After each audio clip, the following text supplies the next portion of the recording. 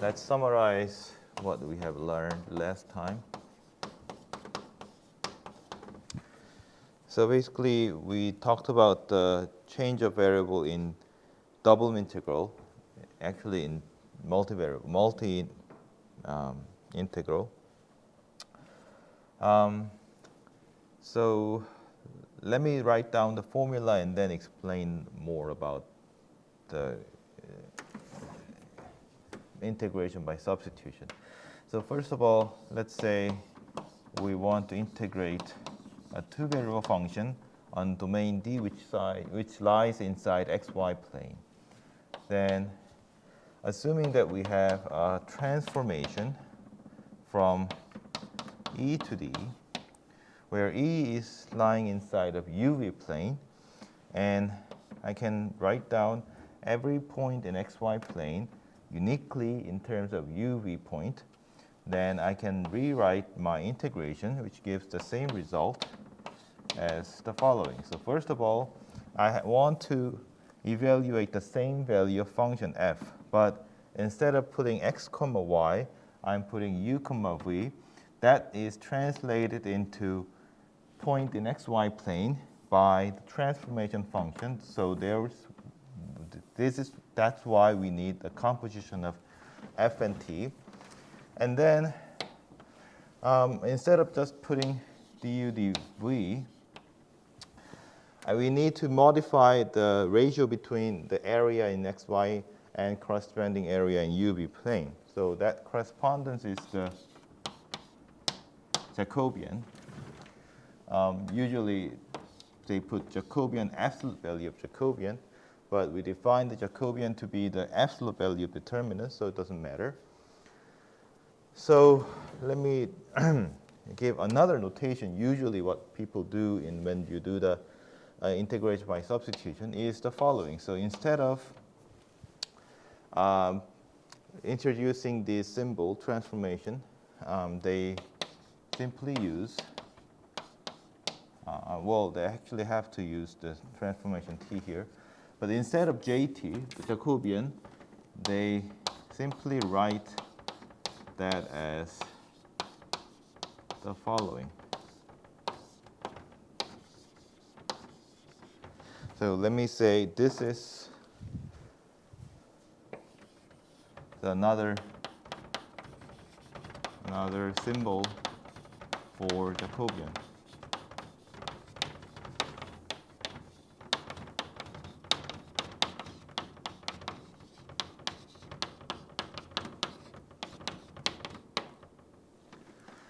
So why do I talk about this symbol? Because it's kind of easy to remember what to take as a partial derivative if you write this way.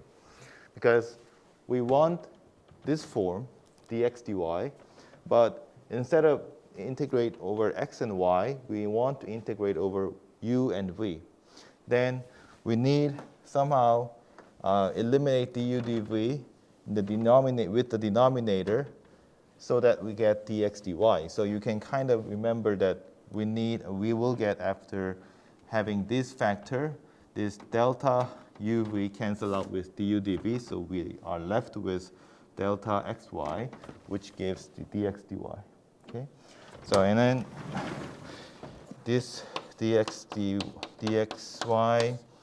over duv is easily remembered as the 2 by 2 matrix, where you have x and y in the numerator. So we're going to take xy function in terms of uv, and then you're taking uv as a derivative variable because it's on the denominator. So this is xu, xv, and yu, yv. Again, remember that this is not a constant number because this involves u and v of variables. So, and also we are going to take a integration over the domain E, which lies inside of uv plane. So uv changes over E. Okay, so you will get a formula in terms of uv, and with the multiplication with f composite t, which is also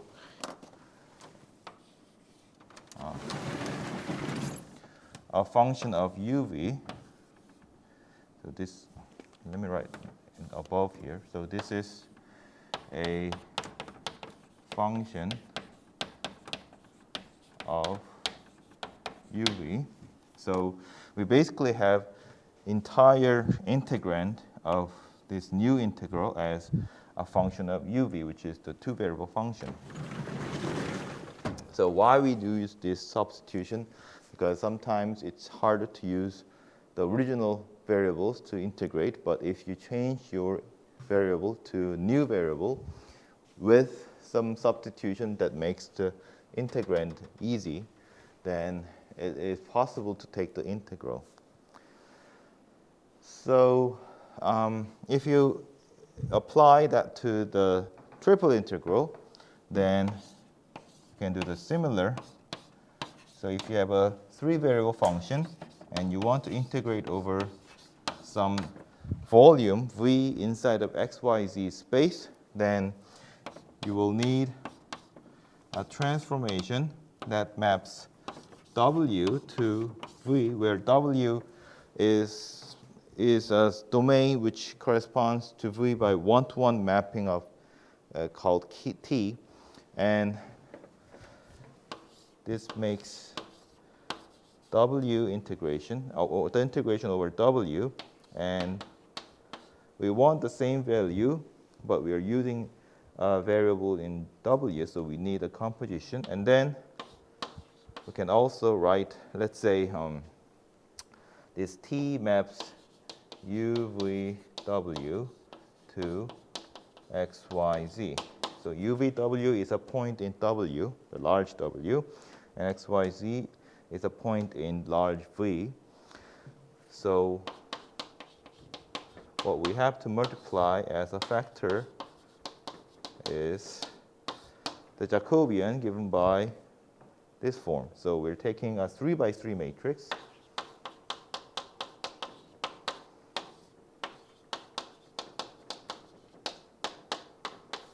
and xyz is a function to take the partial derivative, and uvw is the variable to take a derivative with. So we have xu, xv, xw, yu, yv, yw, and zu, zv, zw.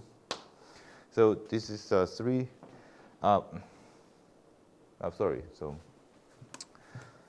determinant of this matrix, right? Determinant of this matrix. And then you take the absolute value here.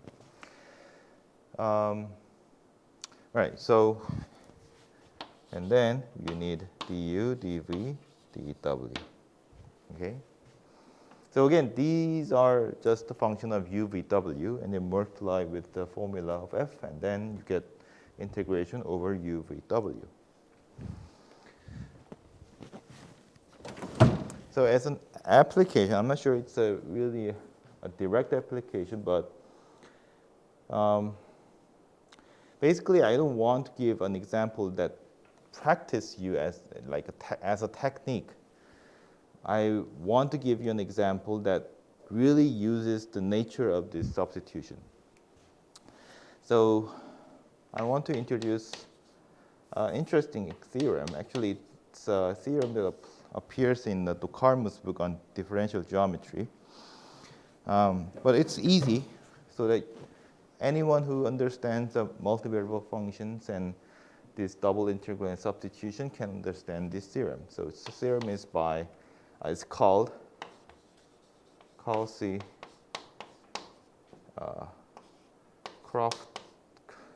Crofton formula. So what does it say? So let L rho theta be a line. It's a straight line, like infinite line, on a plane, R2 plane.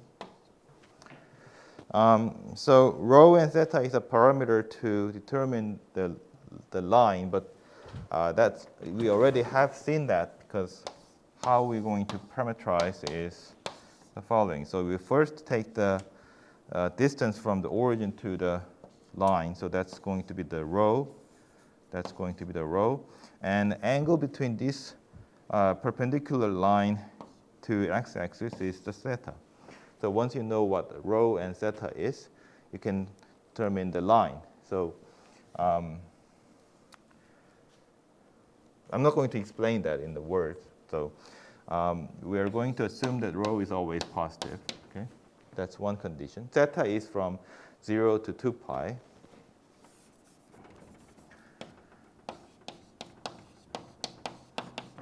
So far it's not interesting, just the parameterization of a line. And let's say,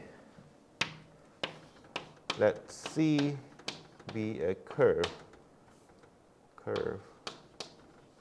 in R2. So it's a different curve. So L is just a line parameterized by 2 parameter, and C is just a random curve. And let n rho theta be the number of intersections between C and n rho theta. So let's see, we have a curve on xy plane, like this curve. It doesn't have to be closed curve, just any curve. And we count the number of intersections. So for example, this line, L rho theta, intersects the red curve twice. Okay, so the n is 2 when rho and theta is given in this configuration. So if you have a different configuration, you could have a 3 or more, maybe not more, just a 3 or 1 or 0 sometimes.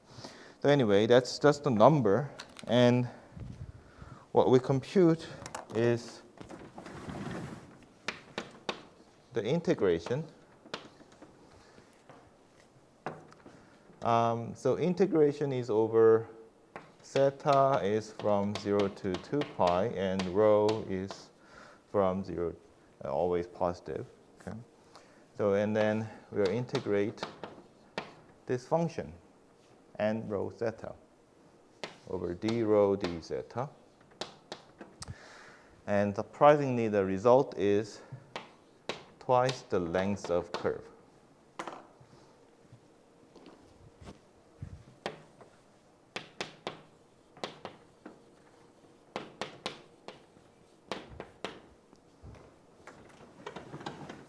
So you don't have to worry about this unboundedness of rho, because if you have a curve, if it goes infinitely long away from the 0, then obviously the length of curve is infinite. You're not going to measure anything. So we kind of assuming that this curve is a bounded curve. Okay.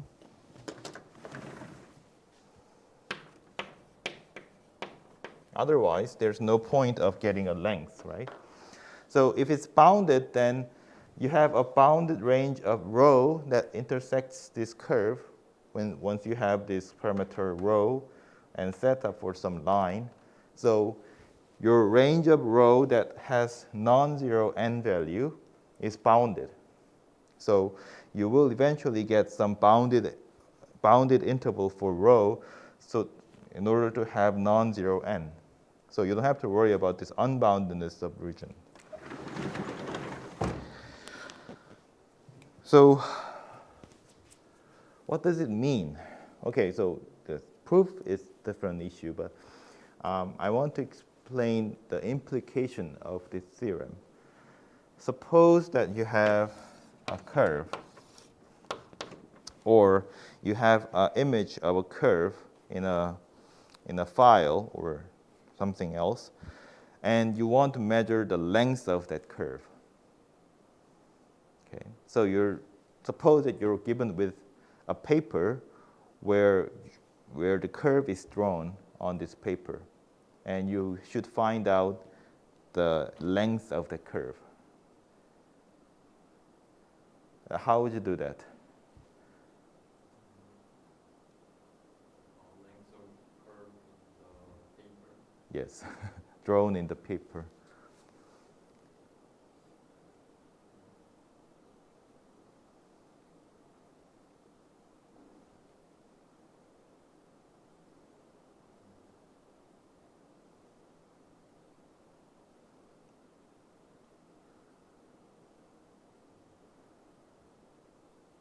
Anyone? Anyone else? Divide the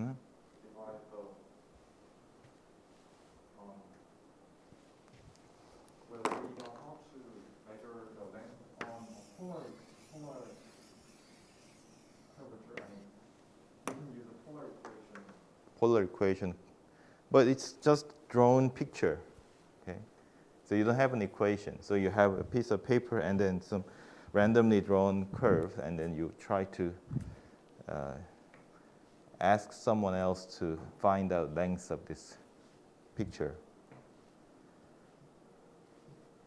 So one way you can do that is you just prepare a string, and then you just lay out your string, which follows this curve, and then after you finish, after you start with the one point and then finish at the other, and then you try to stretch your string, assuming that this is not a rubber string, that the length of string is the length of curve, right?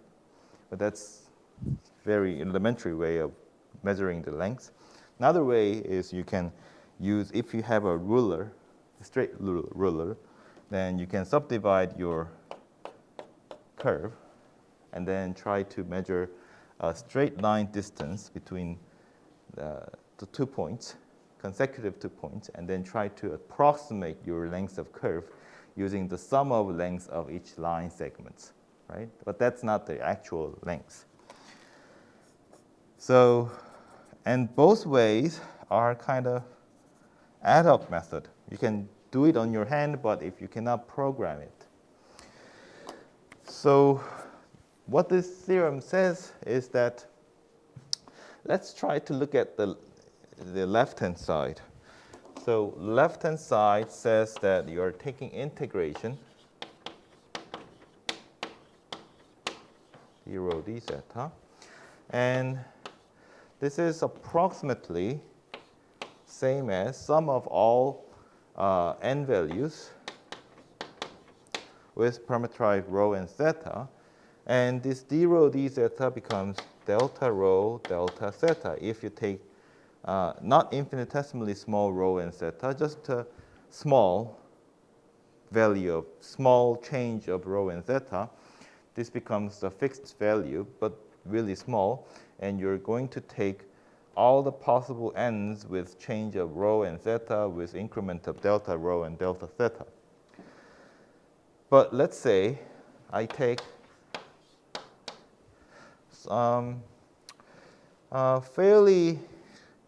fairly small, but not too small, so that I can measure the distance between this line. So, which means that I take a rho equals to 1/10, like 0.1.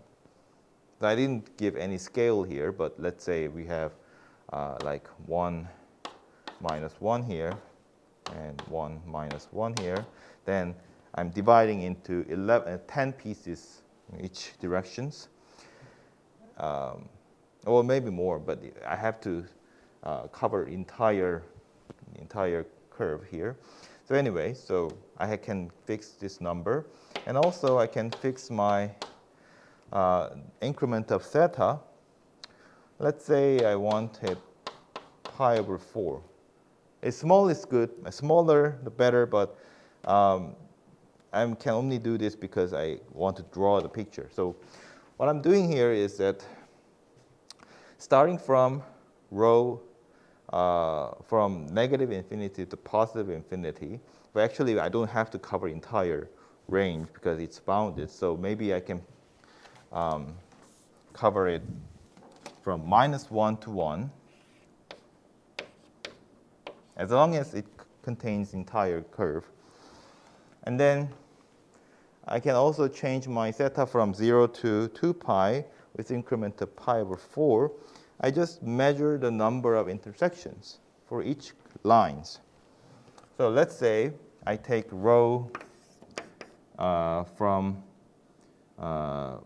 -1, -0.9, and so on until I get plus 0.9 and 1. And I fix my theta to be 0. So when theta is 0, I'm taking a straight line, vertical lines, right? That's how I do this, right? So sorry. So, by the way, I didn't say that I don't want this negative values, right? So I just take 0, 0.1, 0.2, and so on. And because I assuming that rho is always positive, so I just take this part. And then that means, let's say I cannot draw 10 of them, so just understand what I'm doing here. So I have this much of lines here. How many? 1, 2, 3, 4, 5, 6. Okay, I think I should put more here. So more. 7, 8, 9, maybe 10 here. Okay, so there's 10 lines, and each line intersects the curve in a different points, and the number of points that intersects is 1, 2, 3, 4 for the first one, or maybe not. Maybe the first one is here, so I just put here. So since I put 0 here, so first one, 1, 2, 3, 4, and the second one also intersects at 4 different points, and third one intersects only 2 points. You're adding all up, okay? You just take the number of intersections and so on. So here we have 2s and 2s and 2s. Just count the number of intersections, okay? So first, count the number of intersections of line rho theta by changing rho from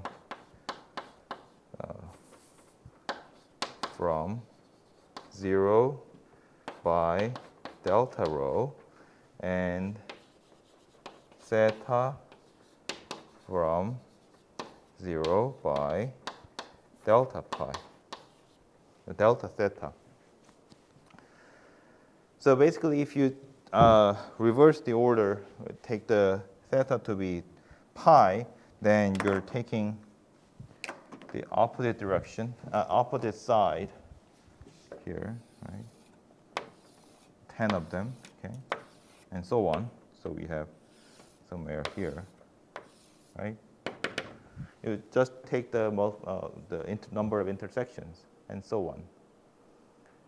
And then if you want to change the theta, what you can do is, now we have a vertical lines.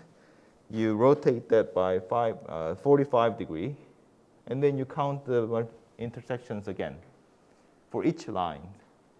How many intersections for each line, and you just add all these numbers of intersections. Okay. And you do this for 8 times. Or maybe not 8 times. Okay, so maybe because if you take the both sides in a one cycle, if you take the one step as a both side, then 1, 2, 3, and 4 times is enough to cover entire cases for theta from 0 to 2 pi, right? So you have 4 steps of measuring and counting the intersections, and you compute this number. Delta theta is fixed, delta rho is fixed, delta theta is fixed. Just count the total number of intersections after you do this 4 times of measuring the intersection, and that's the approximate 2 times of length.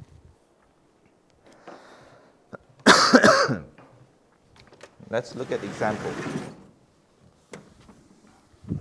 Yes. Should we include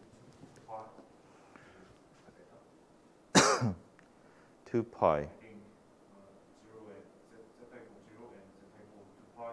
Mm-hmm. Must be the same. Yeah, you can eliminate one of them.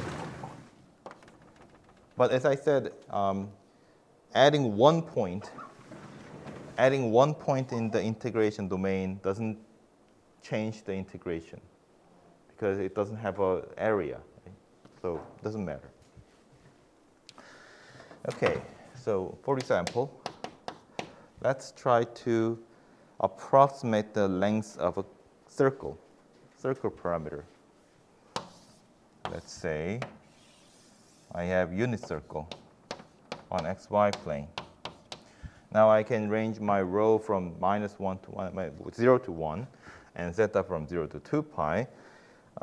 Basically, if I do that, then let's say I take a net of set of lines, and I'm going to rotate my set of lines and then measure these intersections. But this is a symmetric picture, so if I rotate the set of lines, then it will have the same number of intersections because it has the same configuration between lines and the circle. So let's say I have delta rho equals to 0.1 and delta theta equals to pi over 4. What happens is, how many lines do I have? If I take okay, so maybe 0.1, that's fine. So maybe I can make it more abstract. Let's say 1 over n. And how many lines do I have here?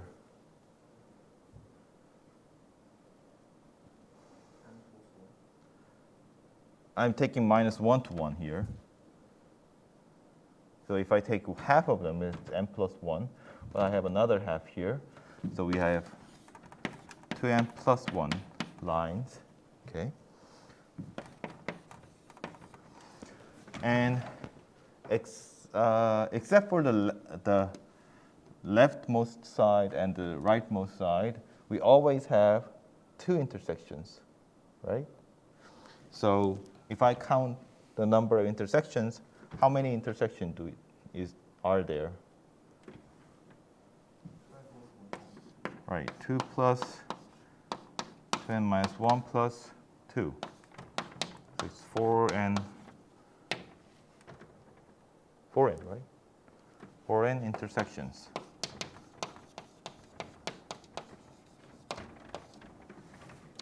So let's compute this integral. That integral over domain. I'm not going to write the domain here. If you want to, you can write it. So let's say rho is from 0 to 1, and theta is from 0 to 2 pi, and rho theta, d rho d theta, which is approximately, I'm taking all the number of intersections, and for each theta, I have 4n intersections. So 4n intersection, that's the total number of n, because we have a fixed delta rho and delta theta. Delta rho is 1 over n.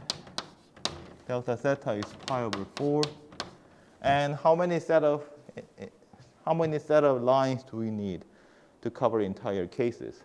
As I said, since we are taking a negative case together with the positive case, we have 1, 2, 3, 4 is enough. So we have 4 summation required here.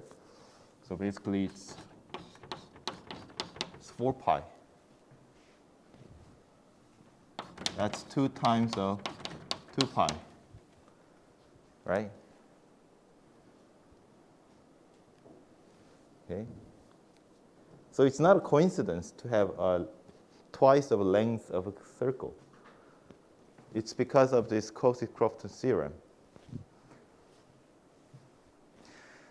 The reason why we have actual value instead of the approximate value, although we had this approximation sign, is that the circle is symmetric. Okay. So let's prove this Cauchy-Crofton theorem. So this is very useful when you program something to measure a curve on a planar image. So basically, you don't have to try to find an equation of a curve or try to like analyze the pixel-wise movement of the curve.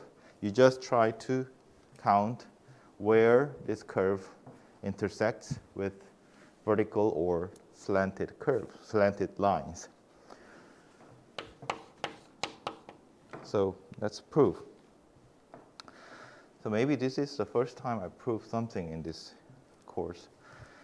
But the proof is very interesting. So whenever you try to do something, try to make it in a very special form of the theorem. So we have a general curve in the statement of theorem, but let's take very, very special types of curve.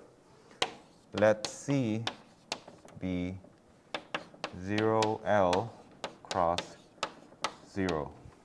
That means I'm taking a straight line segment on x-axis with length L.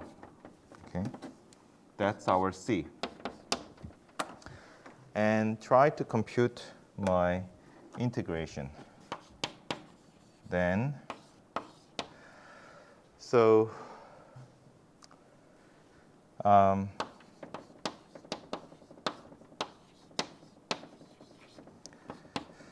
not going to write this bound yet because first let's make a Fubini theorem here. How long can how far can theta go? So in order to make an intersection with line and this line segment, my line cannot be here, right? So if theta is bigger than pi over 2, then it doesn't intersect with this line segment, right? Or if it's here, means that if it's still not less than 2, if it's still less than 3 pi over 2, it doesn't intersect. So only cases that this line segment intersect this yellow line segment is when theta is from negative pi over 2 to pi over 2. Okay? Although I made the range of theta from 0 to 2 pi, I can change it to minus pi over pi. So let's say I'm taking theta range to be minus pi over pi. So in order to have an intersection, which means that in order to have non-zero n, my theta should be at least bigger than minus pi over 2 and less than pi over 2. And in that case, let's see, let me make it bigger picture here. So here is our theta. How far this rho can go? So rho can be 0, that means it intersects at origin. Rho cannot be bigger than this, because if it's bigger than this line, then it will not intersect this yellow curve anymore. So let's see, the upper bound for rho is when the line intersects at the end point of this yellow line segment. So therefore, since this line is L, what is rho? L cosine theta, right? So rho can from 0 to L cosine theta. And then what's the number of intersection?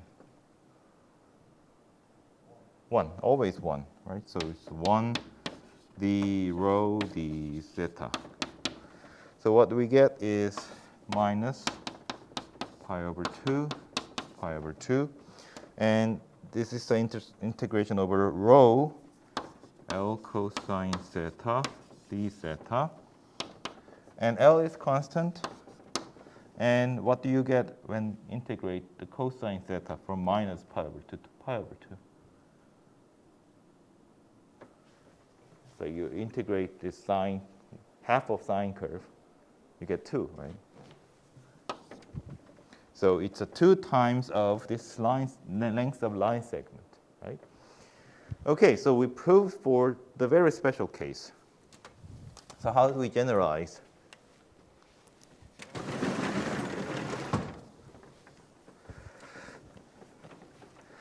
You can approximate any curve with a series of line segments connecting 2 points, 2 consecutive points on this curve.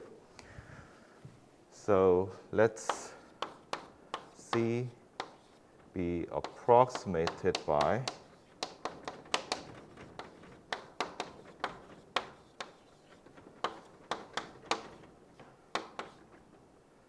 let's say Ci plus 1, or I from 0 to n minus 1, where so C is already introduced in the previous, so maybe let C be a curve in R2. So this now it's a different C, okay? And then let us approximate C by a line segment. So whenever you write something and then you introduce some symbols that is not defined in previous sentence, that you have to explain what that is. Where Ci is the C Ti and Ti. So I have to reintroduce again. So let me, if you can see this correctly, let me write it again here. Let C be a curve parametrized by Ct inside of R2, where T is from A to B. Okay. Then I can erase this. So Ci is Cti, where Ti is A plus I delta T, where delta T is equally spaced time over A to B. So I'm trying to chop up this curve with the same direction, same length of time. Okay. And what I mean by this bracket is the line segment connecting Ci and Ci plus 1. So I'm basically doing this. So we have Ca to a curve connecting Ca to Cb. I'm trying to divide this curve with equally spaced time, and then try to take a line segment connecting these points, okay, and then approximate my curve using these curves, a set of these line segments. Okay. Now, then the length of curve is approximated by sum of lengths of this line segment, right? So obviously, if you really want to go rigorous, then you have to prove why it's approximate, meaning that if you make n goes to infinite, why the sum actually goes to the limit of length of curve, but let's not do that. Anyway, then what we have to do is just separate all the cases of this line segment. Okay? So what we are doing is taking the number of intersections with the curve C. But we can say that C is a composite of these line segments. So what we have to do is try to compute the intersection, count the number of intersections of lines with this line segment, Ci to Ci plus 1, and then do that for entire I from 0 to n minus 1. Okay? So we're going back to here. We have seen that the theorem holds for this special type of line. What if we move my line segment into different formation?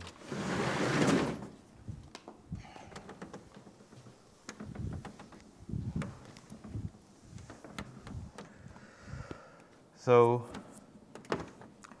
let's say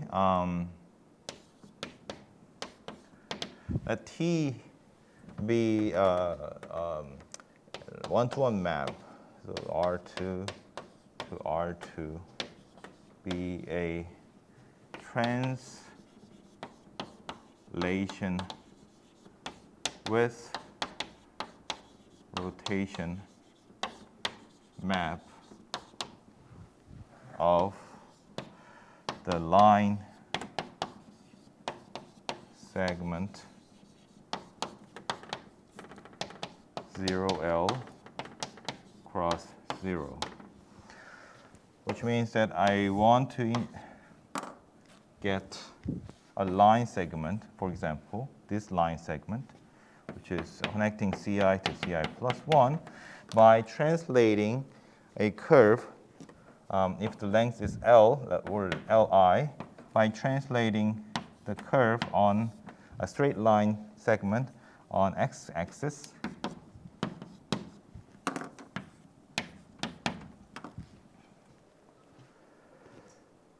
How do you do that?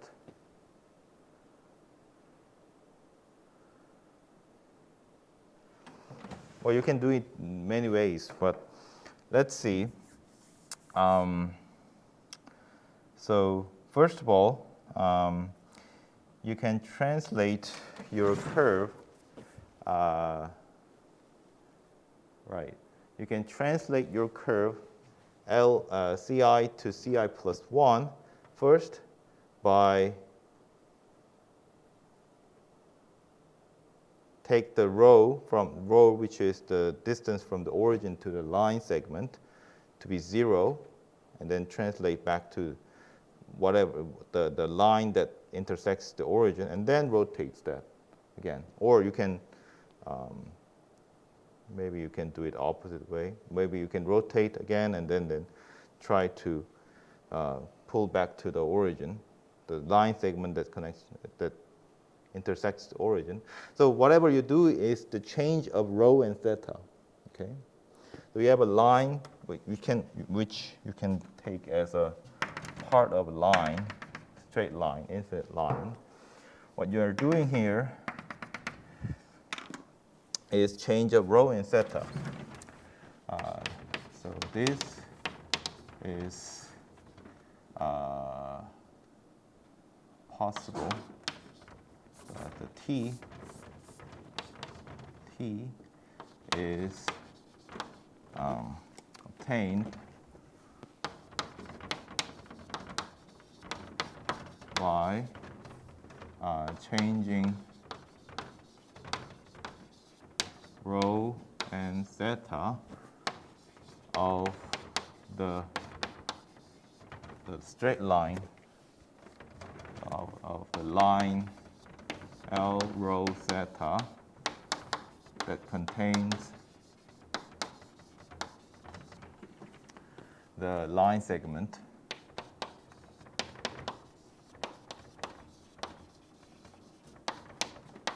ci plus 1 by, so changing this rho theta by a constant. By constants. So we need two constants, right? So this is, let's say, rho and theta, and this line segment is, this line is L rho theta. By changing rho and theta, you can make it into the line which is equals to x-axis, and then you can translate a little bit more to find out the length, right? To make it into actual equal to 0 to Li. So basically what you're doing here is you just change your rho and theta of the line. This translation is changing rho theta by a constant. So rho is mapped to rho plus, let's say, rho 0, and theta is mapped to theta plus theta 0. So why we care about that? What we are going to do is try to use the, we try to apply this theorem for each of line segment, and then if you sum all up, then it becomes the length of the curve. So by observing this argument, this implies that the Jacobian of this translation, in terms of rho and theta, so we are going to use the rho and theta for the previous domain, and after we have translated equal as this previous one. So this is because this is basically determinant of, so we are going to take a new variable, partial derivative with the old variable, and also, rho plus rho 0 with theta. And the second variable, which is theta from theta 0, and we have partial derivative, and also we have theta from theta 0, partial derivative.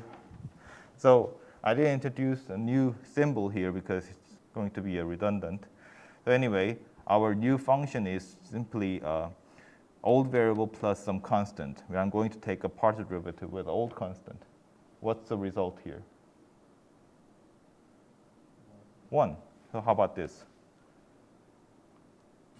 0 and 0, 1. So basically 1, 1. So it's identity matrix. If you take the determinant of that, it's 1, right? So if you take the integration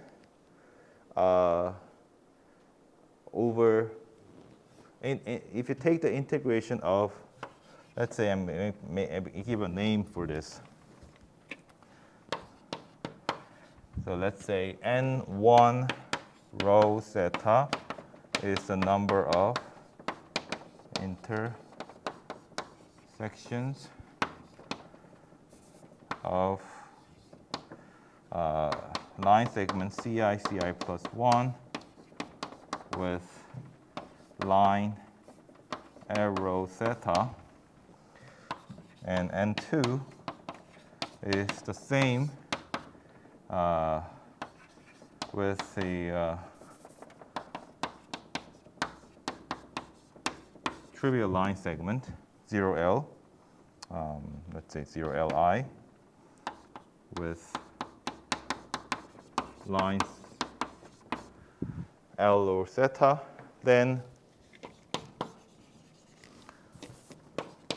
if I define n1 and n2 that way, then whatever I do to compute the n1 rho theta is trying to find the intersection with this line segment of some other line segment, right? So this kind of line segment, L rho theta, intersects this line. But to find out the intersection, it's the same way we find the intersection with this curve, this line, and this line segment. is that after we translate my rho and theta for entire line segment and these straight lines, and it's same as finding the line segment with translated straight lines and this trivial line segment. So here we have something like this.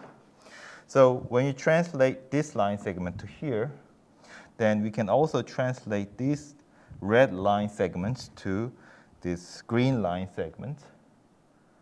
And everything is same except that we just translate my rho and theta by constant numbers. Okay?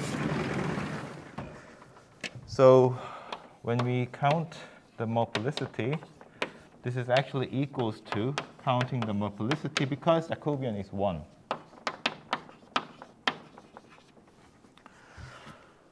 So this implies that counting this, measuring the length of this straight line segment on any configuration is obtained by taking the integration of intersection over any line segment that intersects it. Okay? So that's one observation to finish this proof. So since this Cauchy-Crofton theorem holds for any configuration, any line segment in any place in two-dimensional plane, we can say that the integration for integration of ni, where ni, let me write it again. So let's say ni rho theta is number of intersection between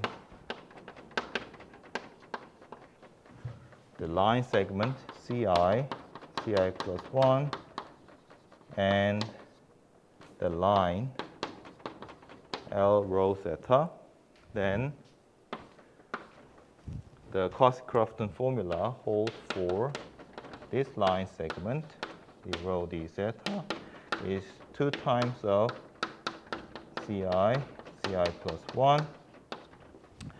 And let's add all left-hand side and right-hand side for I from 0 to n minus 1. What happens?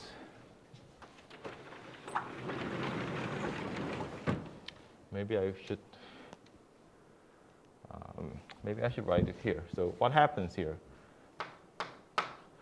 So when you add all indices for the left-hand side, you're counting multiplicity.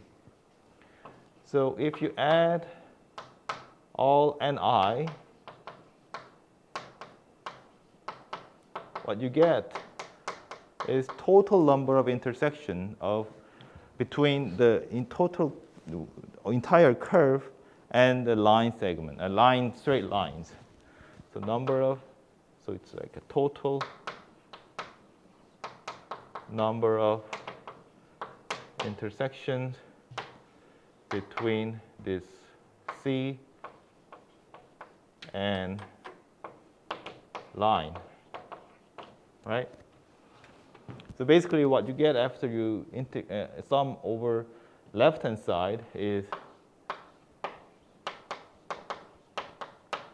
just the original integration. You just take all the intersections with the curve.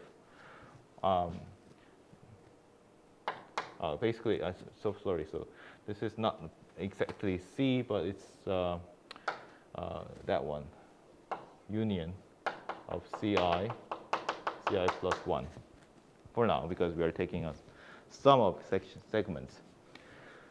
So and then what happens to the right-hand side when you sum over I? You get this, right? So this is equal to I from 0 to n minus 1 of length of sum of lengths of these segments, right? So and then what we do is taking n goes to infinity. So we're taking smaller and smaller pieces of line segment to approximate the curve. So that becomes the left-hand side. So this left-hand side becomes integration over nth rho theta. Now, this time, this n is number of intersection between C and the line. Okay, so it's a different from the last definition. So we had in this equation we have an intersection between the set of line segments with the line, but when we take the limit n goes to infinity, since the segments, sum of segments, set of segments, the union of set of segments is becoming entire curve. So we have actual intersection between curve and the line. And what happens to the right-hand side?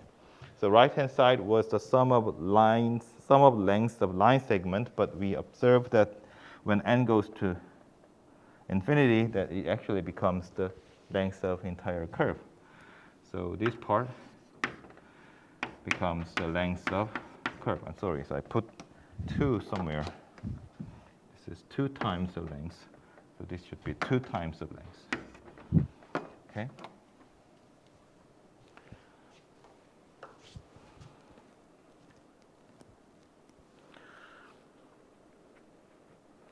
So that proves the theorem.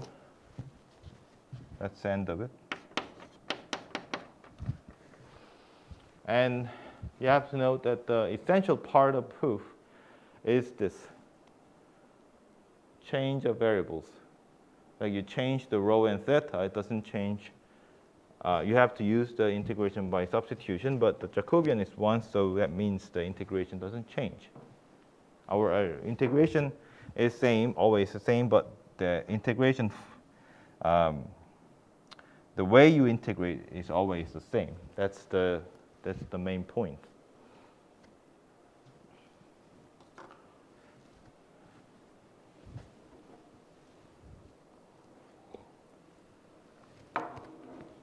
네.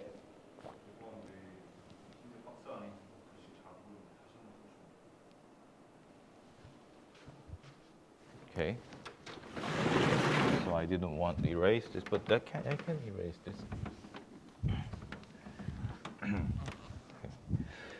So, all right. So let's say ni rho theta, the number of intersection between the line segment ci plus 1 and L rho theta, then if you take the usual, the Cauchy-Crofton formula, it holds for any line segment in any places, right? So we have ni rho theta d rho d theta is equals to 2 times of length of ci plus 1. And let's take the summation from I from 0 to n minus 1.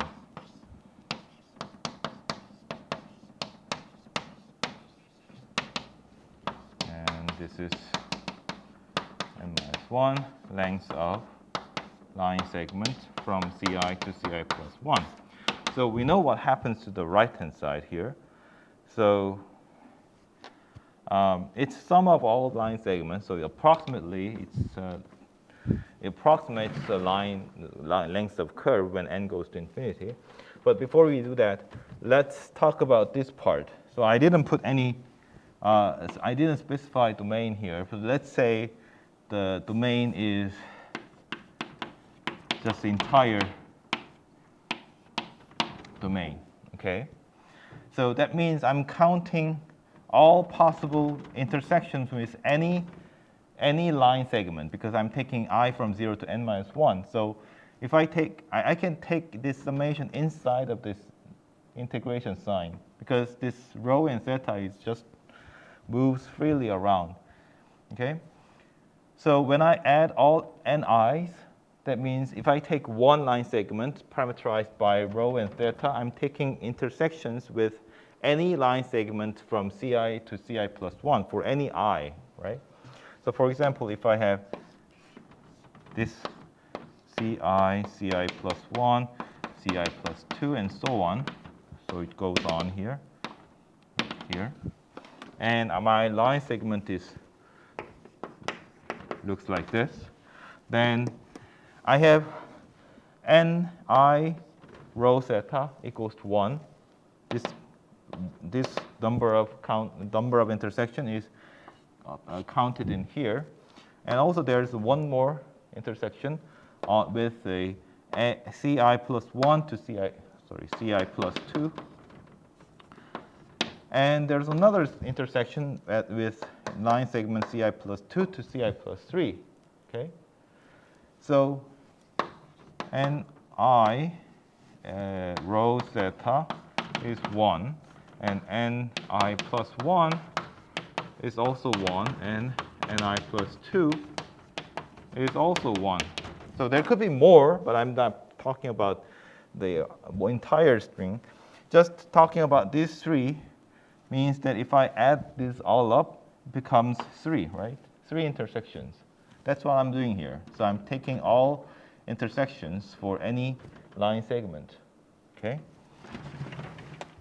So let's say n rho theta is the number of intersection between the line segment and the entire set of line segment. Okay? So if it intersects any line segment, then I'm going to count that in this number. Okay? Here I separately viewed my intersection for each segment, but I'm going to take it all into one. So then the left-hand side, this becomes left-hand side of becomes n rho theta d rho d theta. Okay. And then what? When you take n goes to infinity, now this becomes, so left-hand side is now become, now the n is changing. So n is the number of intersection between rho and the set of this line segment, union of this line segment. But if I take n larger and larger, this union of this union of line segment is not equal to C, but it's approximately equal to C when I chop more points. So left-hand side now becomes the same formula, but the meaning of this n is different. So n is now becoming the number of intersection between L rho theta and what? C. Let me put it red color with C. So instead of this, we have C. Okay. So how about the right-hand side? So you have sum of 2 times the sum of length of each segment, right? That's becoming entire line, length of entire line. That's the formula. That's the Cauchy-Crofton formula. Okay.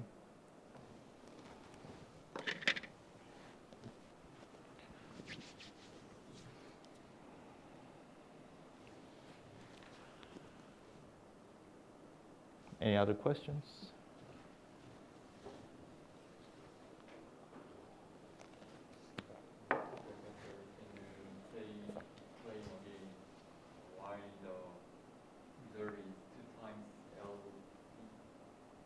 why we have 2 times of LC? Why we multiply 2? Why do we multiply 2? Good question. I erased it, but when we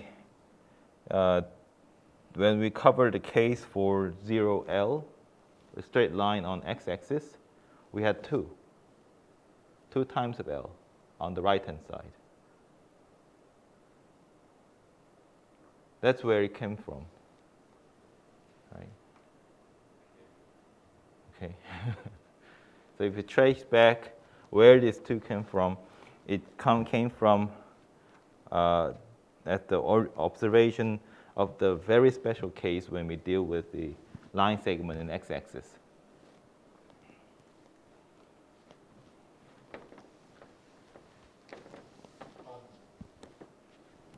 Can you explain one more time more elaborately? Because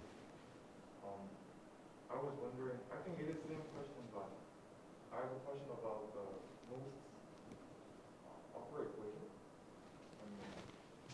What, this one? This one? Yes, well, we actually obtained that equation from the previous observation. That one lies on the x-axis, one is on the xy plane. But I still don't get it why, it's quite ambiguous to me to find the connection between the observation and that equation. Okay, so let's make it concrete. All right.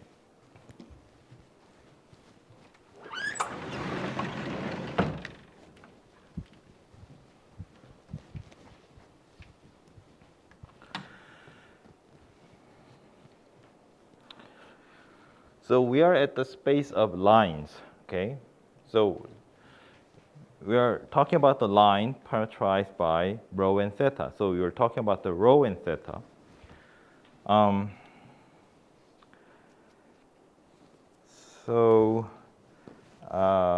going to introduce a translation function. So let me make a concrete example first. So if I want to translate a line segment,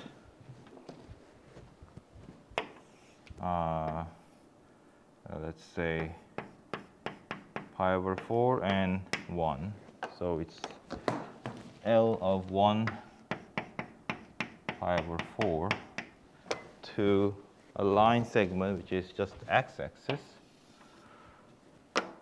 which is, let's say, you can say this is 0, 0. What you have to do is translate. So I'm not talking about translating the point. I'm talking about translating a line. So that means I have to translate my rho and theta.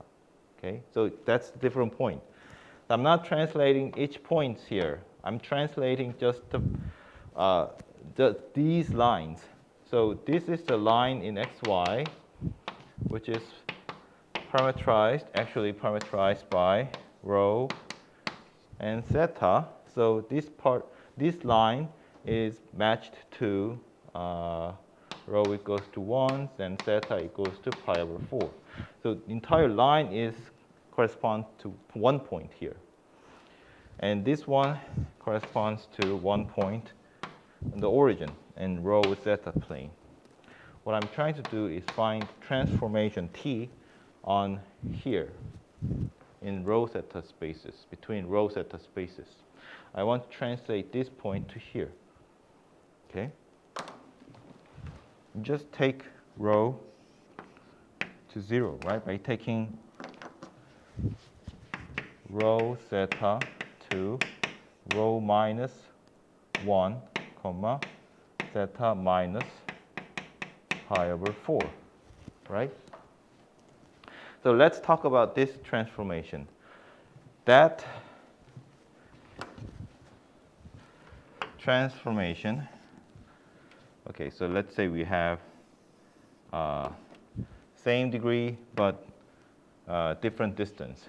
What does it translate? What does this t translate this green straight line to? right, so here. Yeah. Okay. So accordingly, if we take this transformation on rho theta space, we're going to translate all line in the same way in xy plane. Okay.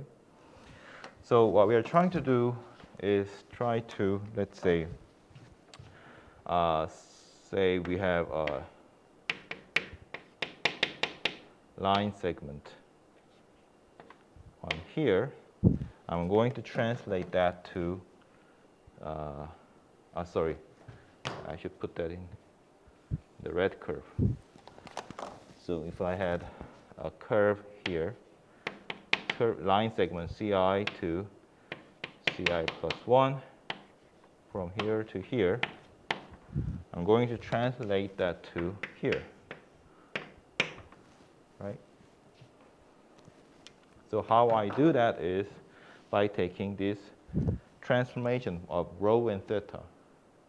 Okay, so if I translate that, maybe I don't get a line segment actually starting from the origin. Maybe it should be somewhere like here, but it doesn't matter.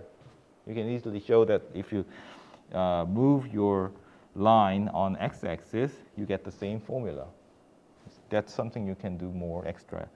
So anyway, suppose that you did that, then this transformation not only translates this line segment to here, but it also translates all lines parameterized by rho theta with the same angle and same distance. Okay.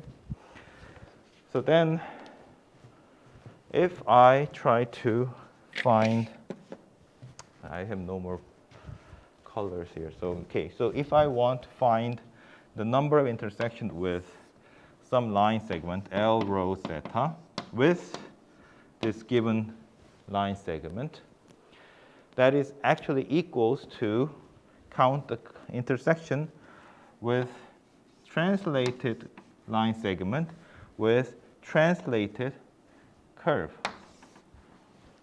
translated straight line. Okay. So rho minus 1, theta minus pi over 4, right?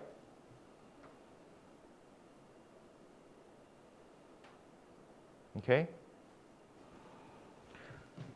So does the number of intersection change by rotation and change the distance? No, it stays the same. Okay, but the problem is, since we are integrating over theta and rho, maybe the Jacobian could change, but we computed that the Jacobian is always the same as 1. So if you take the number of intersections, ni rho theta,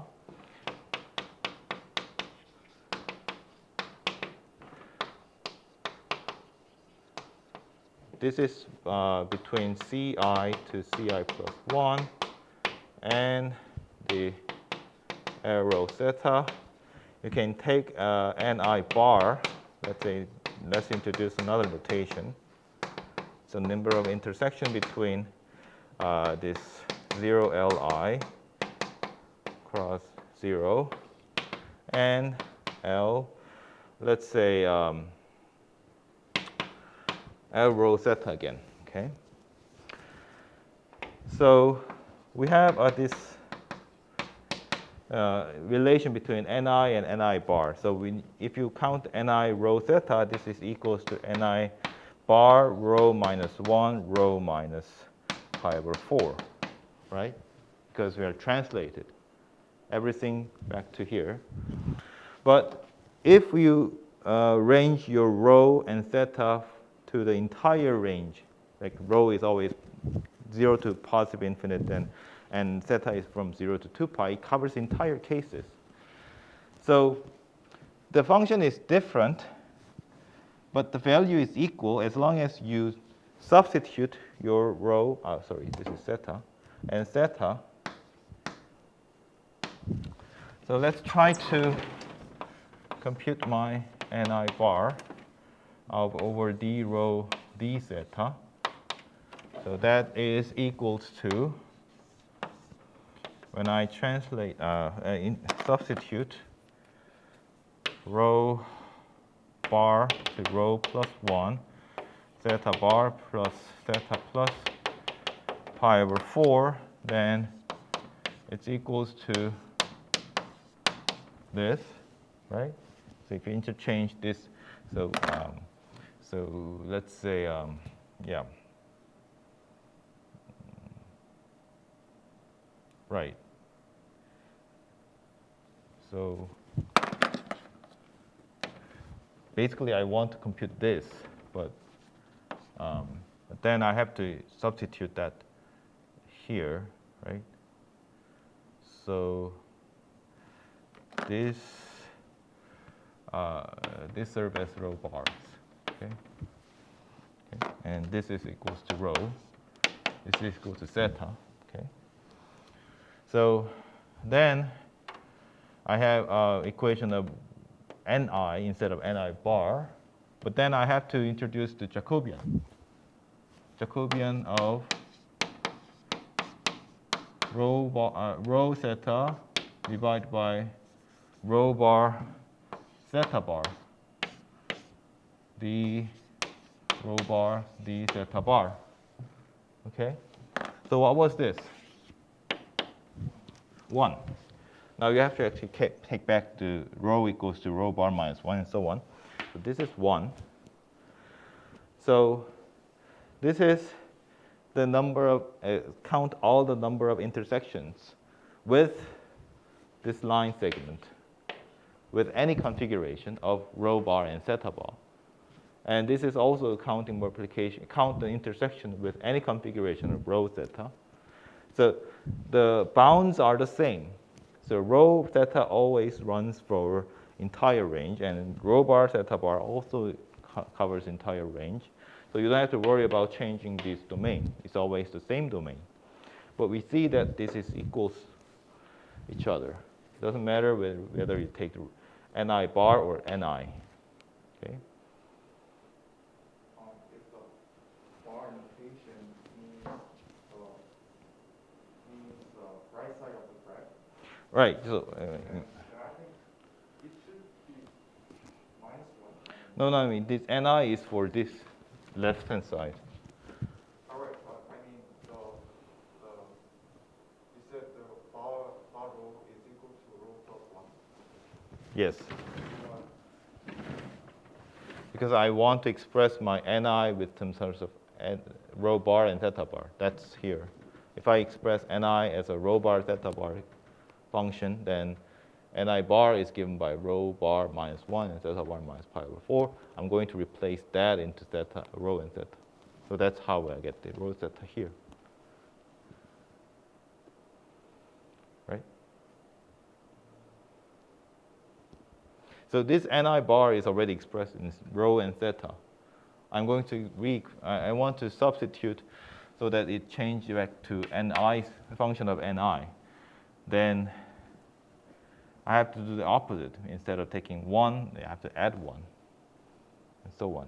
But actually, what you do here is taking the partial derivative of rho by rho bar. So basically, you do the same thing we did in the previous calculation. You take the partial derivative of rho bar minus 1 by rho bar, and so on. Okay? But anyway, what's the conclusion here? So left-hand side was the integration of ni bar, which deal with the special case when the line segment is on the x-axis. And we have seen that this equals to 2 times of the length of line segment, Li. Okay? So Li is the length of line segment here, because if you translate, it doesn't change that line. So basically, this is equals to this, which is equals to simple integration. So I can, this is 1, I can just replace my rho bar and theta bar by rho and theta, because the symbol doesn't mean anything. So basically, I get 2 times the length of line segment in any place is same as the integration. That's this.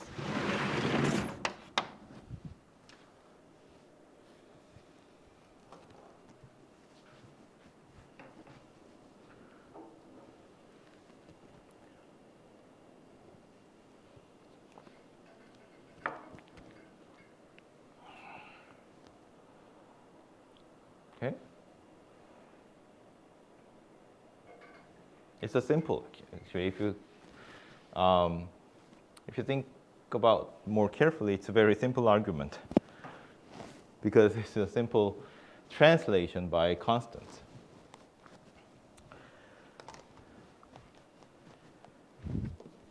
Any questions? Any more questions?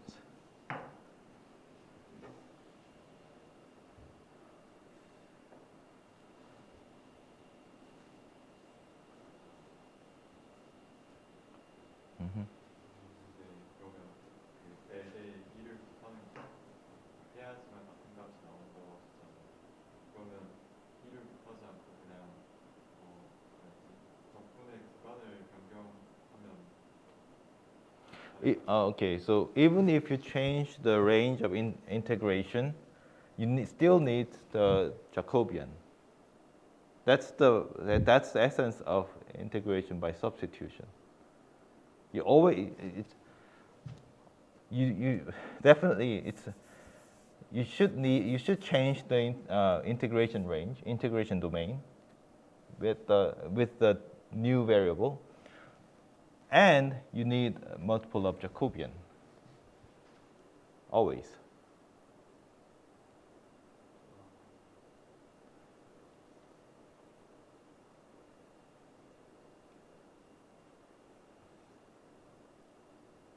Okay.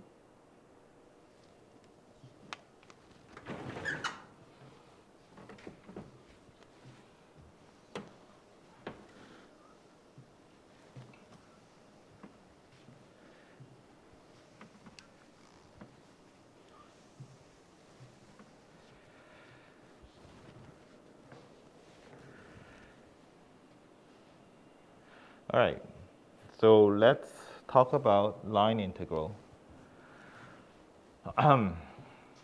Well, that's the hard part. Now it's the easy part.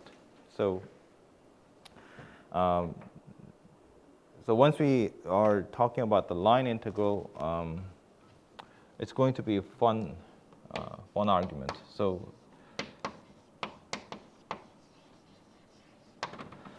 we're going to talk about line integral and surface integral of real valued function, and then we're talking about the line and surface integral of vector valued function. So let's define a case here. So let's say we have a two variable function whose value is real number. Here's the situation. We are not going to integrate over the domain in two-dimensional space. We are going to integrate over a curve. So that means we have x and y axis. Here we have a curve from one point to another, and here is one surface, graph of this function. What I mean by integrate over this curve is I try to find an area under the graph over this line, not the volume. If you take the volume under the entire graph, then it's a volume. We are taking a line segment and then try to slice this curve with a curved knife, and then try to see the graph of this curved surface. Okay. How can we do that? How can you find the area of this kind of surface? Let me write down this situation. So let C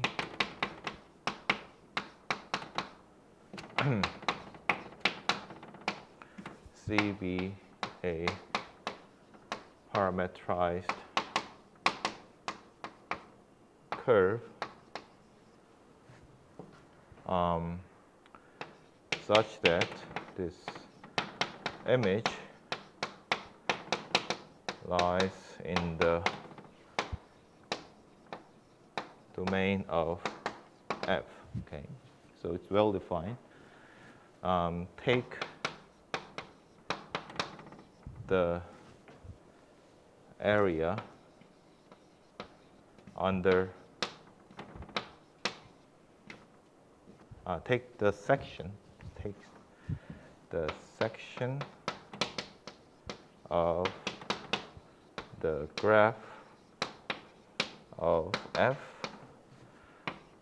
over the curve CAB. So what I mean by CAB is the image of the domain A to B interval. So it's a set on XY space. So this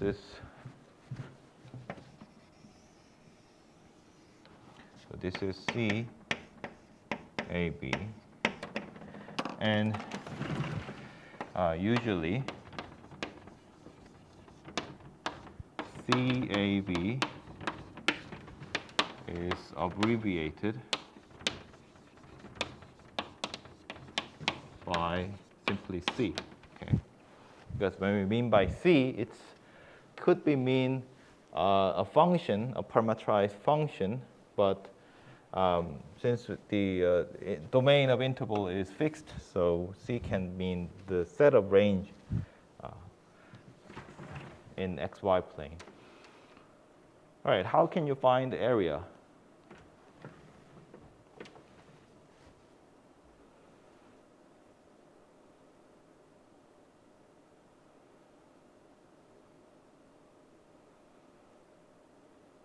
So finding area by integration in a single variable function is done by Riemann sum. You chop your domain into smaller pieces and take the small area of a small rectangle and then sum those areas to approximate the entire area. We can do the similar here. So you can start with a small segment of this curve. So and then try to find the rectangular area here, and then sum over all segments. So we take I from 0 to n and let Ti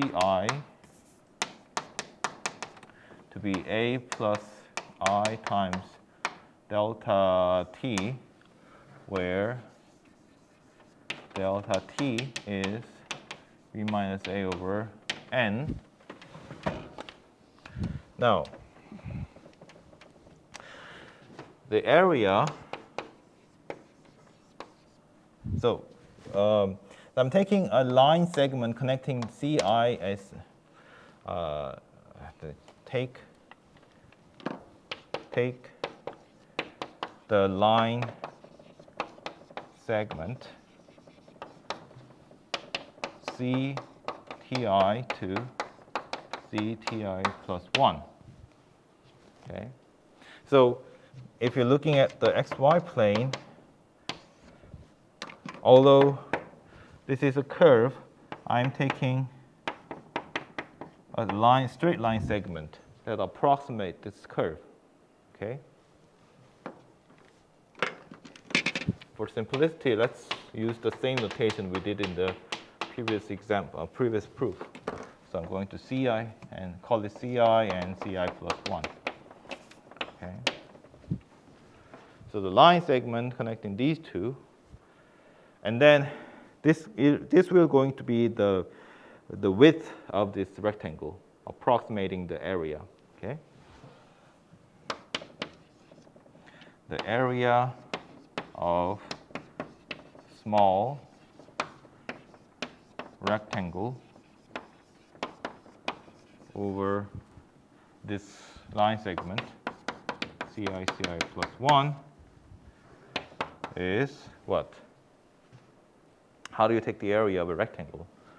You first take the length of width and then multiply the height. So what's the length of width?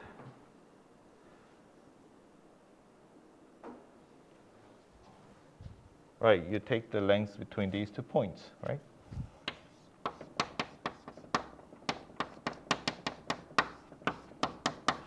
And what's the height?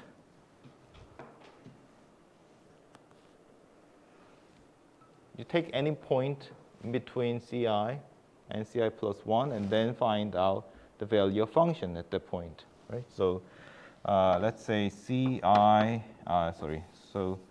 Cti star, okay? So where Ti star is any point in between Ti and Ti plus 1. So how do you find the length? Say, let's say Ct is given by xt comma yt. So each x and y coordinate has parameterized by t. So Ci is Cti, so therefore it's x Ti, y Ti, and same thing for Cti plus 1, y Ti plus 1. So this length is square root of what? xti minus xti plus 1 square plus yti minus yti plus 1 square, right?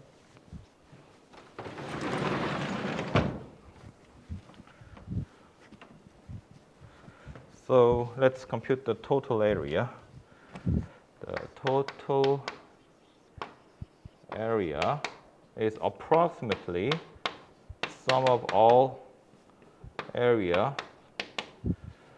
So f c t I star times square root of xti. Let's put ti plus 1 first. Ti plus 1 minus xti. Okay, it doesn't matter because we square that. So yti plus 1 minus yti square.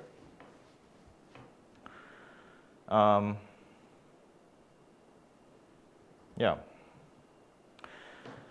And then,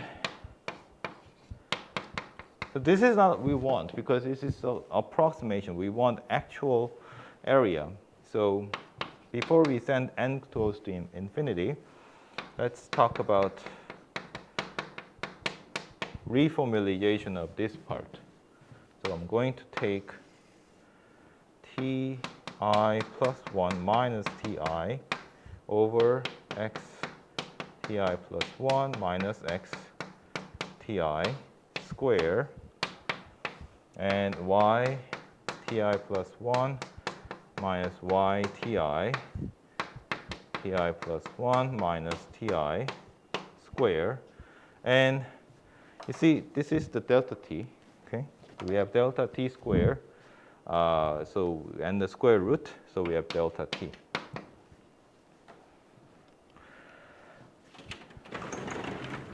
So let's do more. So we have I from 0 to n minus 1, and fcti star, ti star, and then we have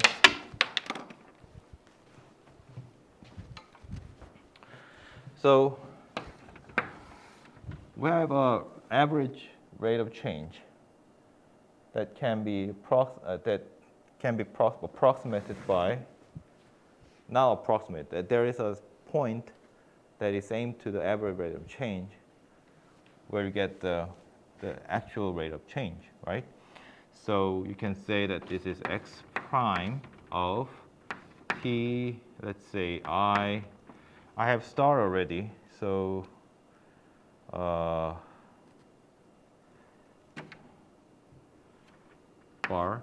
okay, square. And also same thing for y function of y. Assuming that this x and y functions are differentiable functions in one variable, I can find a point ti bar or ti double bar whose instant rate of change is equals to the average rate of change in this interval ti to ti plus 1 and delta t. Now, to find the actual area, you take the limit n goes to infinity. What do you get?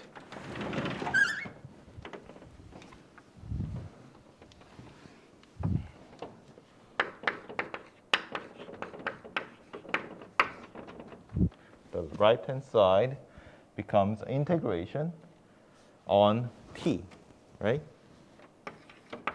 What's the limit of t? T changes from a to b, okay? A to b, and we're taking of integration of function f composite c, okay? So c is a two-variable function. We are taking a value of two-variable function, but that point x comma y is determined by the point on the curve, and that is parameterized by t. So therefore, we have a function of t. And then we multiply that with these. So when n goes to infinity, ti bar and ti double bar gets almost equal, and it becomes the parameter t, okay? So when you take x prime, so let's write it here. So x prime t squared plus y prime t squared. And what's this?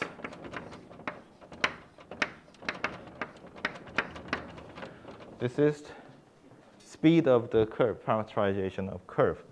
So c prime t speed dt.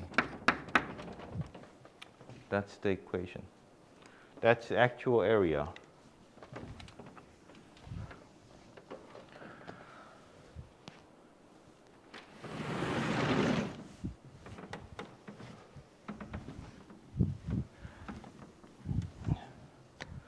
So it's very easy concept. So first of all, let's take a definition. So whenever you have a two-variable function, we usually write that as the line integral is written as this integration of f over c, the curve c. So this curve c means that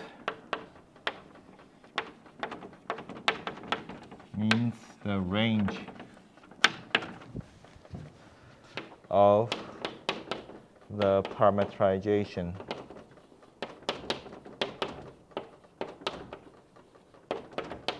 curve C, which is from AB to R2, okay?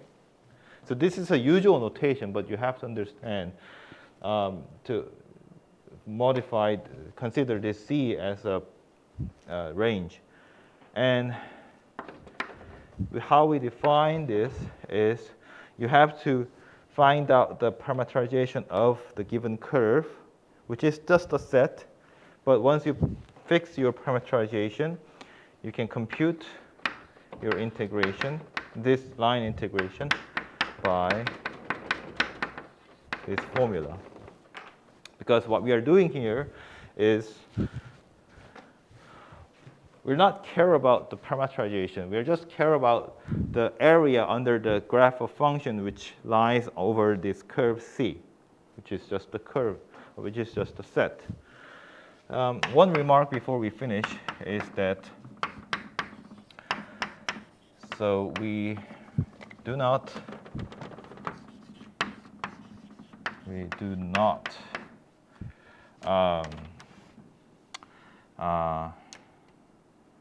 specify to define the line integral, which means that only the shape of the curve C matters. That's obvious because if you want to find the area, the shape is the thing that we need to consider, but not the parameterization. But that means, but the weird thing is, if you really want to compute something, you need the parameterization, right? But the definition doesn't care about the parameterization. It only cares about the shape. That means the right-hand side of this definition do not depend on the parameterization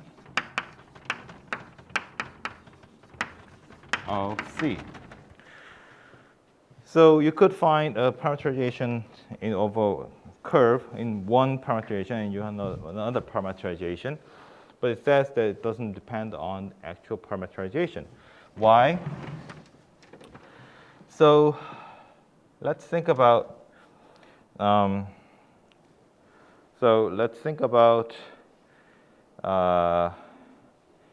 you have different parameterization. Suppose C1 is a parameterized C1, C2. So basically, let's say both from, or maybe I can make it also different here. So we have C1 is from AB to R2, and C2 is from CD to R2, be two parameterization of C. So meaning that these two have same range. C1 is same as C2. Okay? If you consider the range as a set, it's the same thing. Then we can find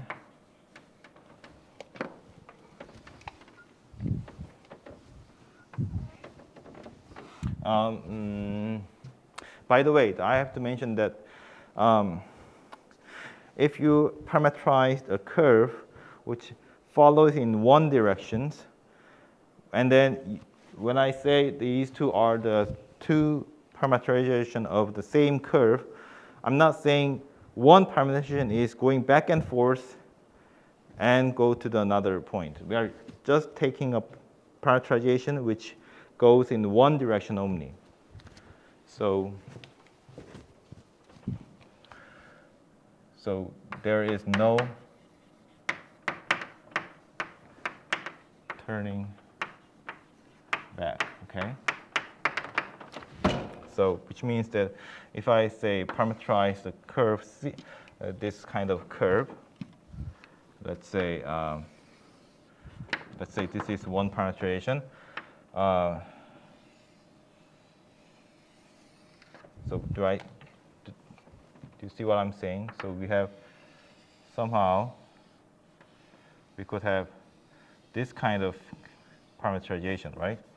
So it's the same movement on the same circle, but this one is moving forward, always moving forward, but this one moves backward at some point and then move forward again. I'm not taking this kind of parameterization. I'm moving always the forward direction of parameterization, okay?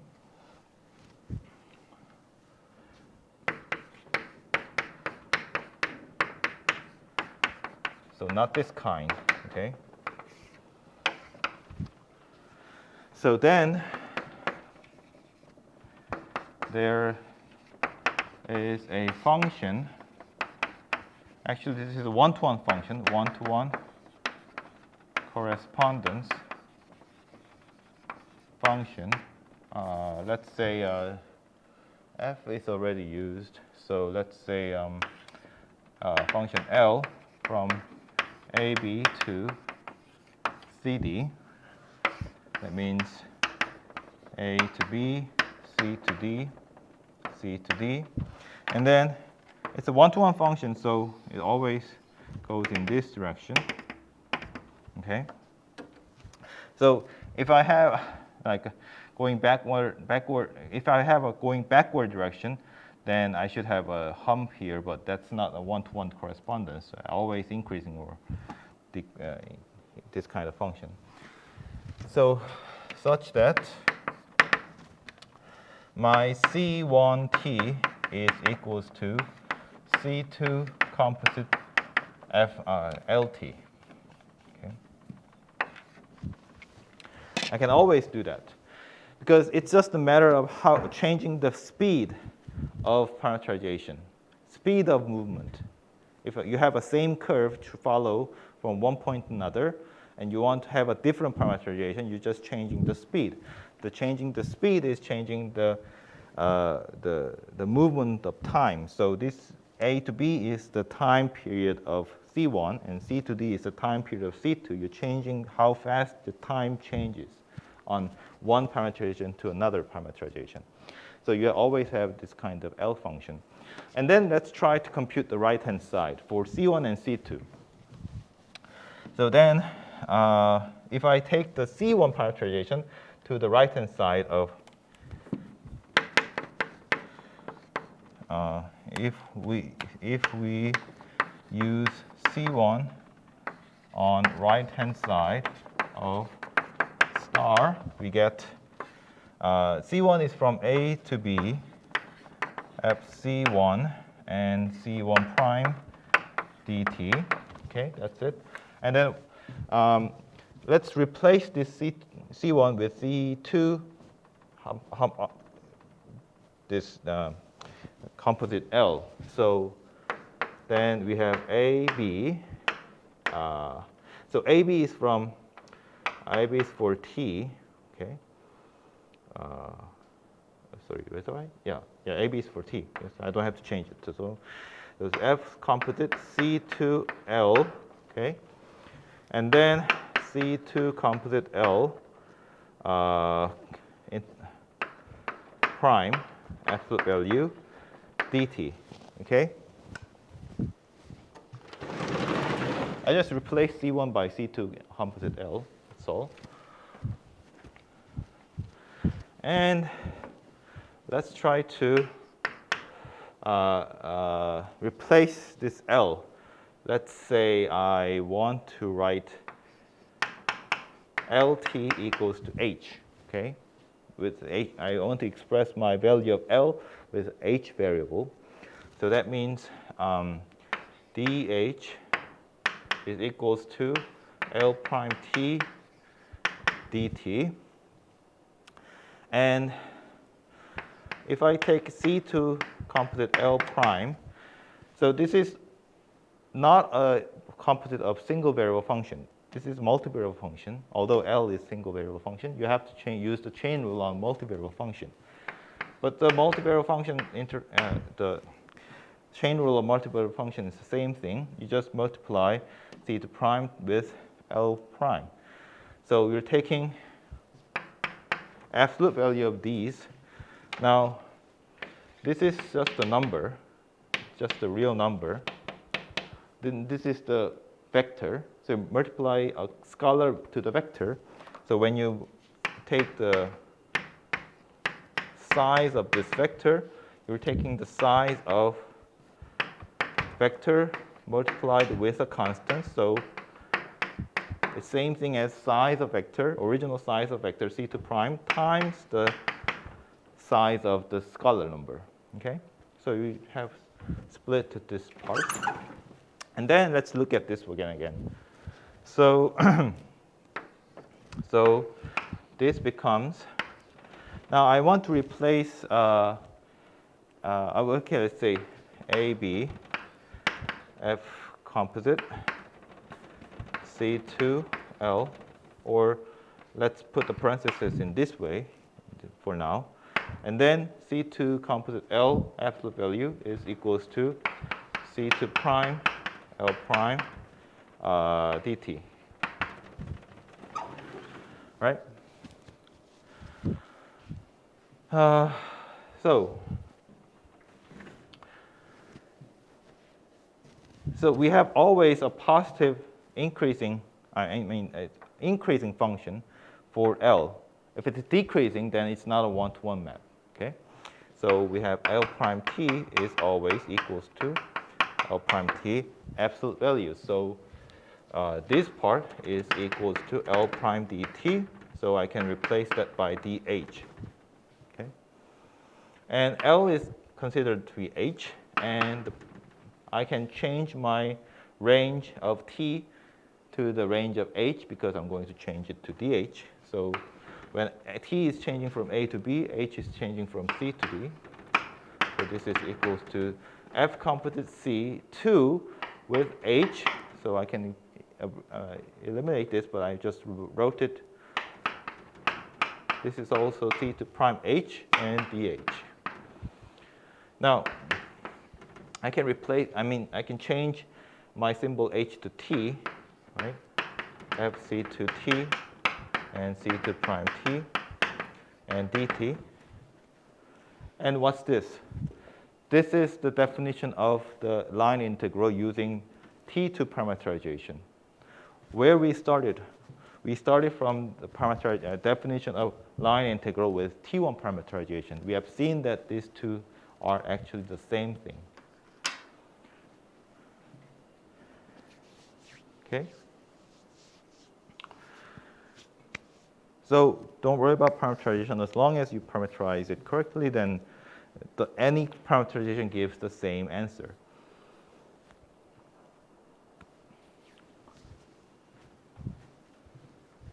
So what happens when you move backward and forward again?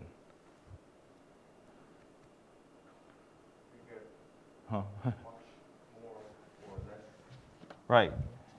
You could have less because if you have a negative value function. Assuming that you have a positive value function, if you move backward and forward again, you have twice more integration of these intervals, right? You have a different result, okay? So when you parameterize things, watch out for the integration, parameterization.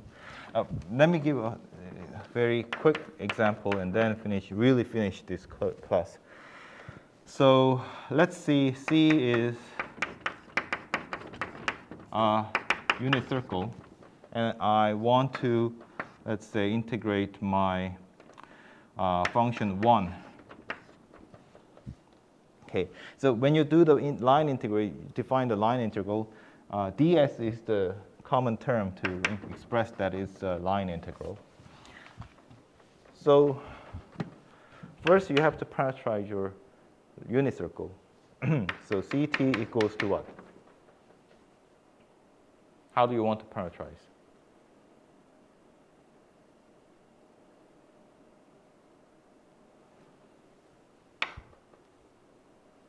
Cosine sine, right?